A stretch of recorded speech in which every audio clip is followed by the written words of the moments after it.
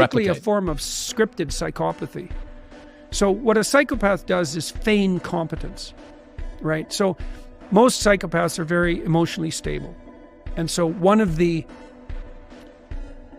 early stage markers for competence is self-possession and calmness.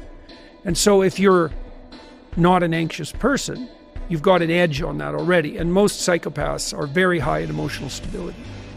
And so they look confident, because confident people tend not to be that nervous. Like if you're doing something you're expert at, well, you're not nervous because you know how to do it. Okay, so the lack of nervousness is a hint to competence. Well, you can feign that. You can feign competence.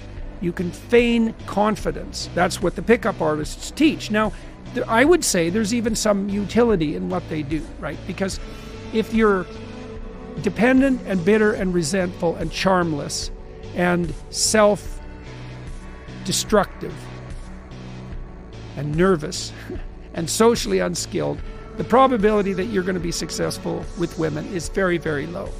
Okay, so you should be other than who you are.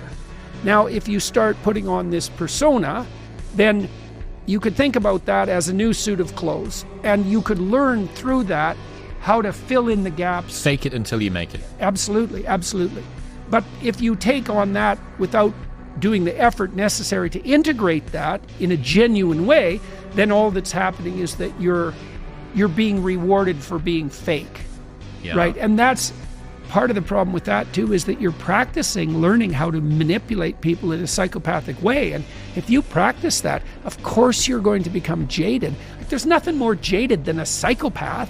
I mean, that's the ultimate extreme of jadedness. And if you practice manipulating, especially if the women happen to be reasonably good women, if you practice manipulating them and you're successful, then you're learning to be one horrible person.